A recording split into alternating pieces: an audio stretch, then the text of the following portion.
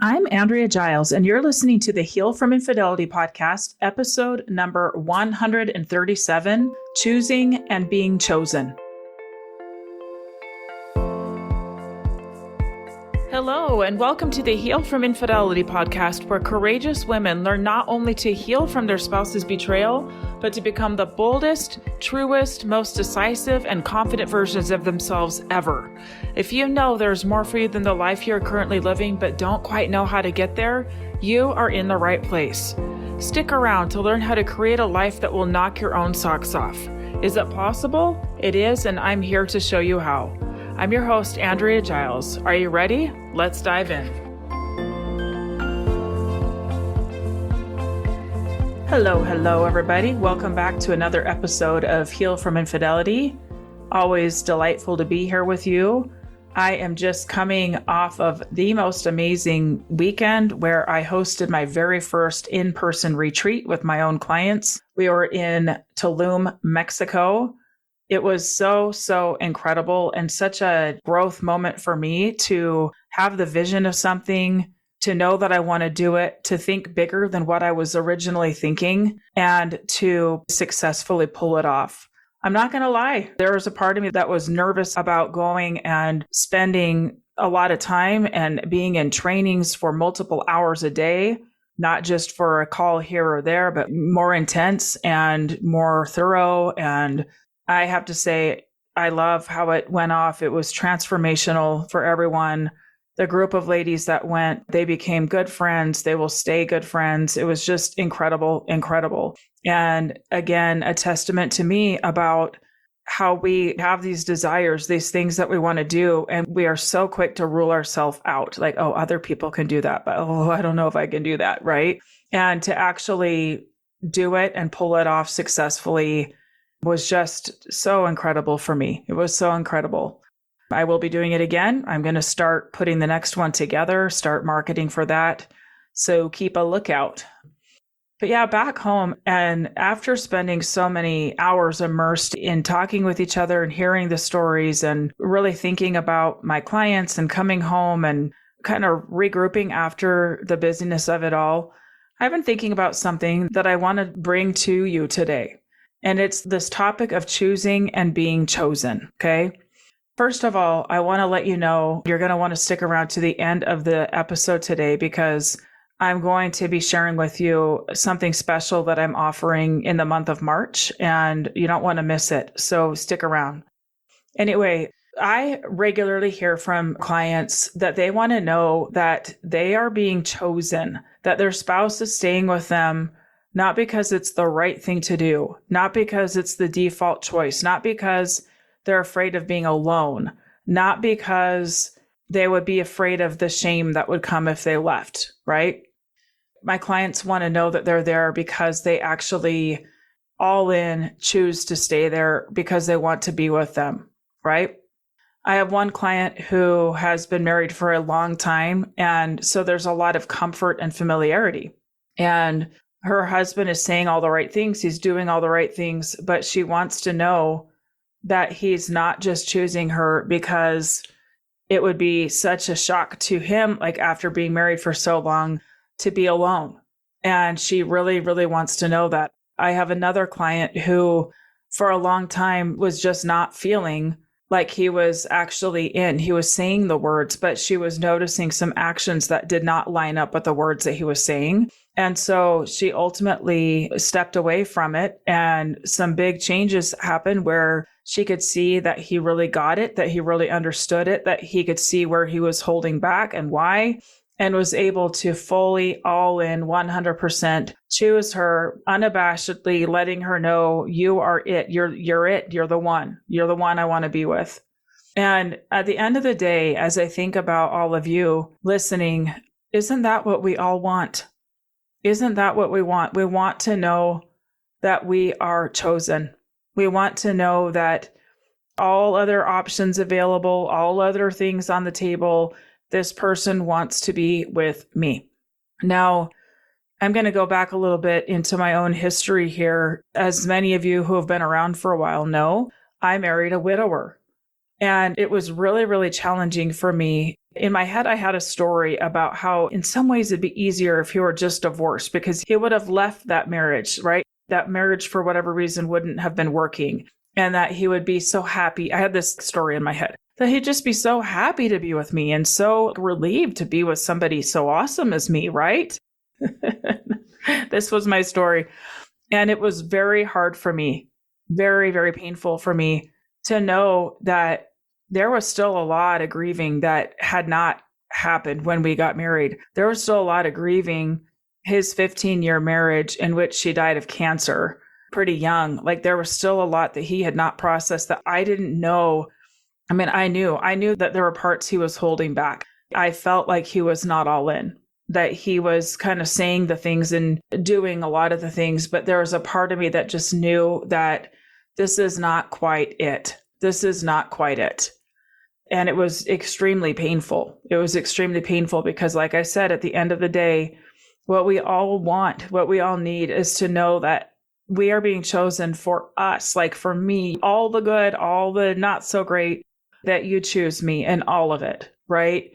And what I can say is that I decided that I was going to choose myself. And I don't know that I cognitively put those words to it, but I decided to focus less on him and more on me and on who I was being and on the kind of relationship I wanted and who I wanted to be in that relationship and on what kind of space I wanted to offer him and his children around the death of their mother wife, how I wanted to honor that whole situation and give grace to it, even if it was a little bit difficult for me. Also doing the same for my own children of honoring their dad and speaking kindly of him and also telling the truth around the harder things when they asked me.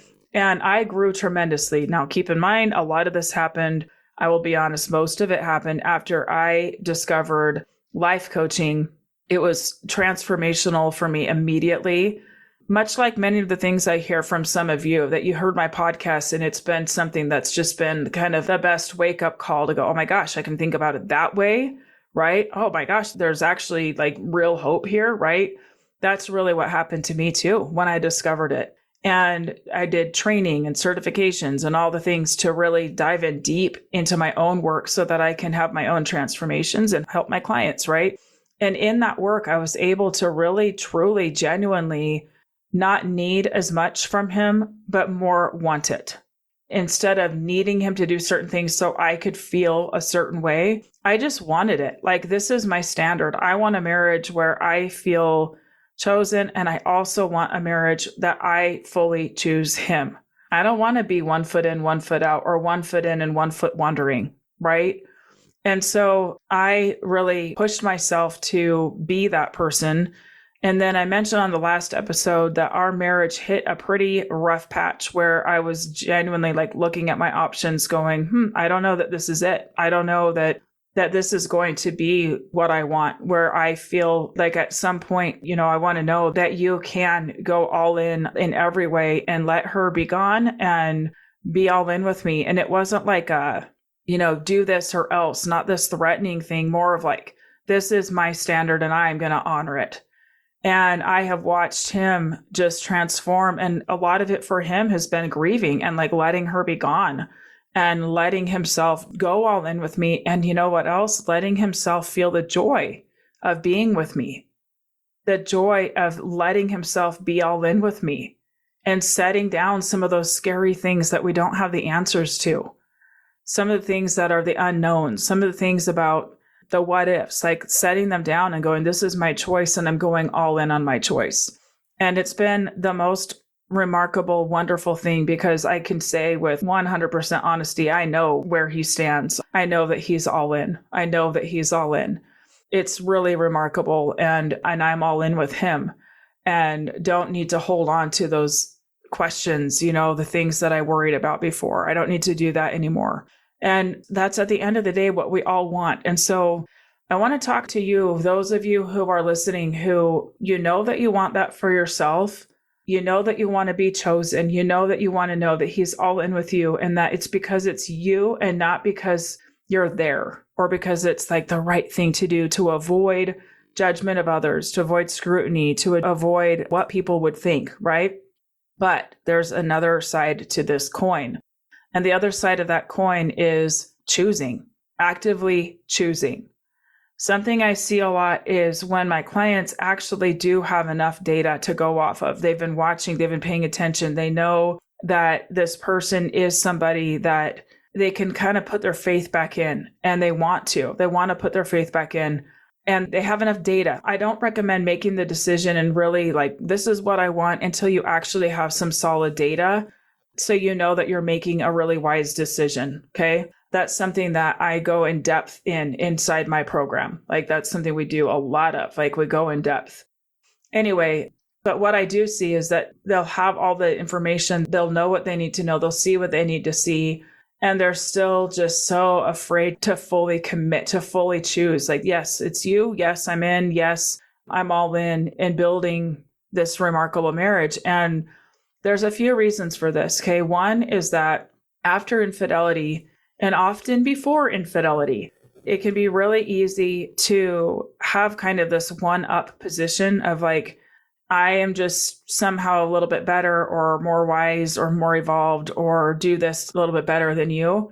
And especially after infidelity, it's so easy to take that stance. Like, I would never do this to my spouse. I would never.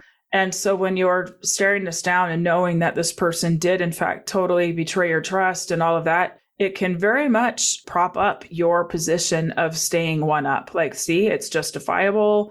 Of course, I'm not going to be on equal level with him. Like, we're not equal. I would never, right? And for a while, there is this period where, yeah, there needs to be some serious repair.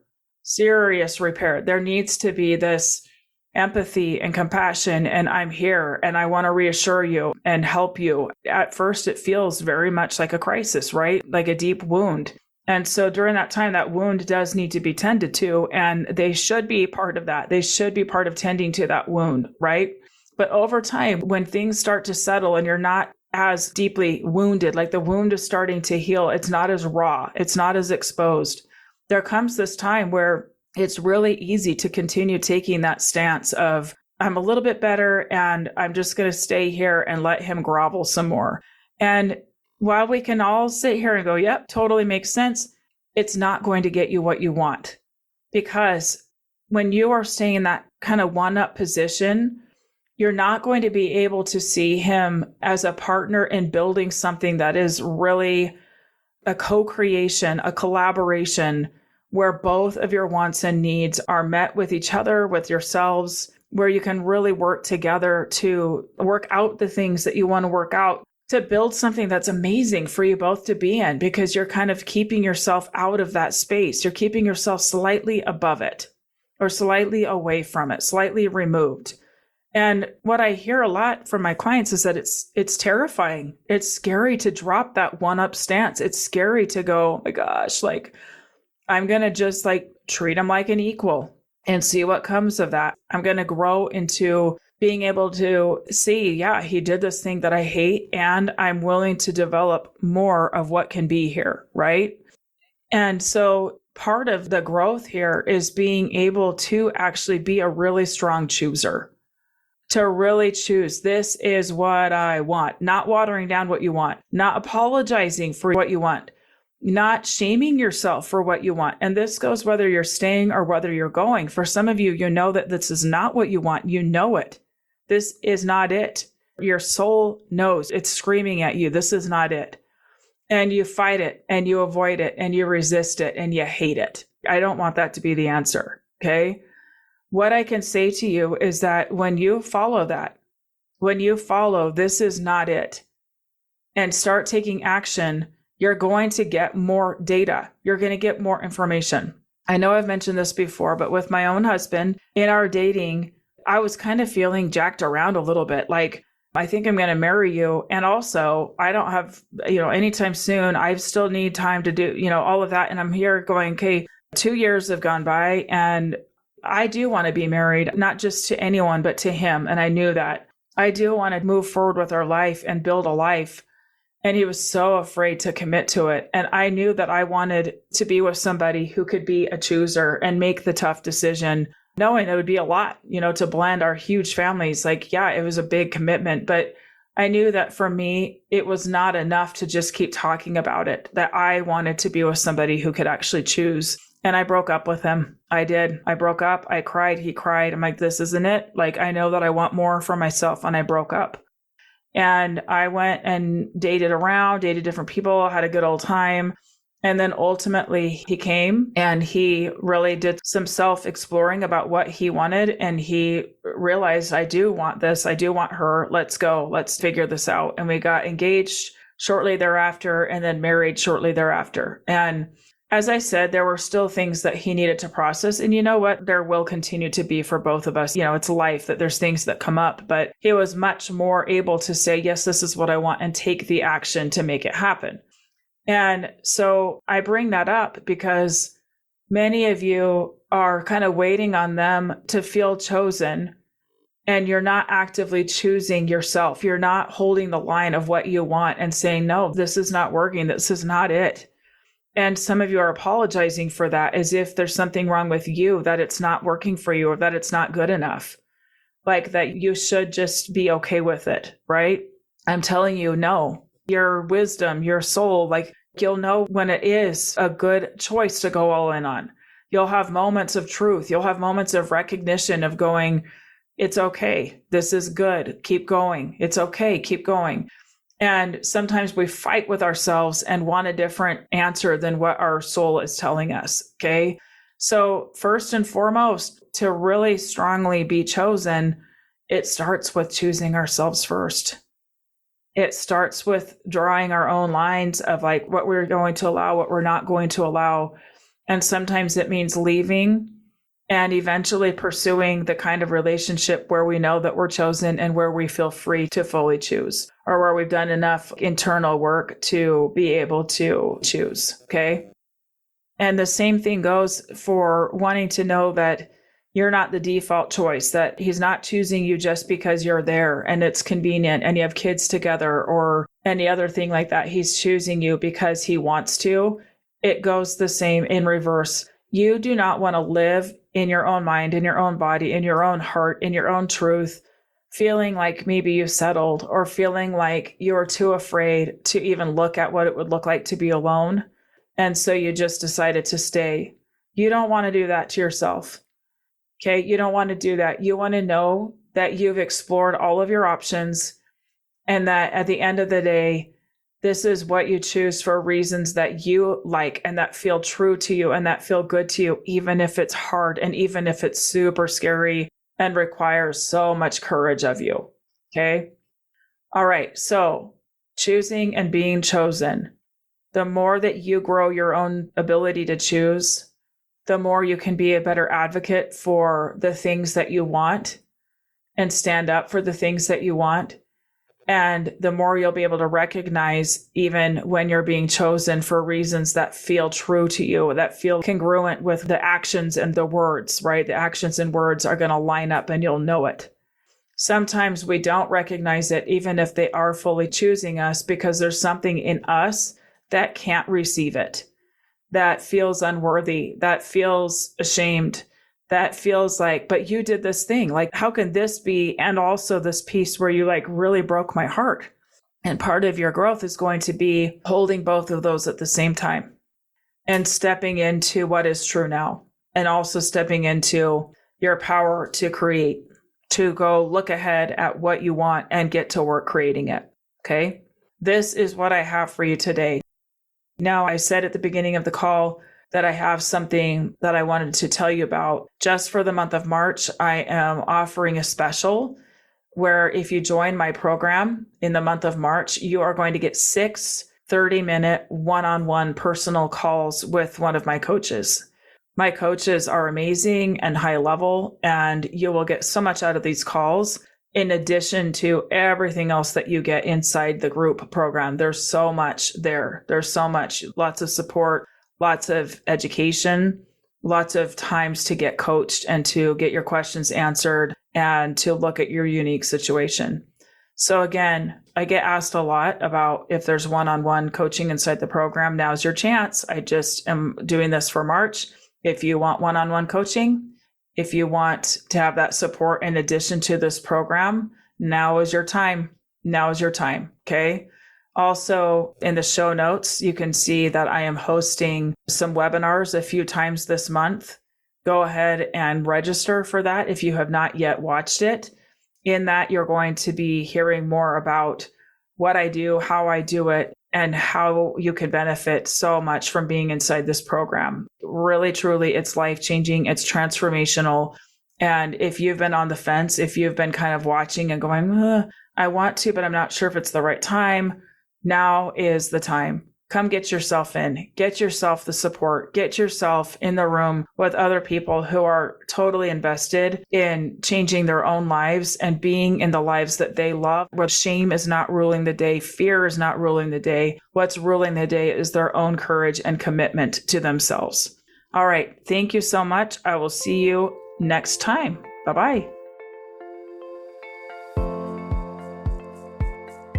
Thank you for listening to the Heal from Infidelity podcast. If you would like to be kept in the know about upcoming free classes, new podcast episodes, and other ways of working with me, go subscribe to my weekly email. You can subscribe at andreagiles.com/lies-about-infidelity/. Again, it's andreagiles.com/lies-about-infidelity/. I will see you next time.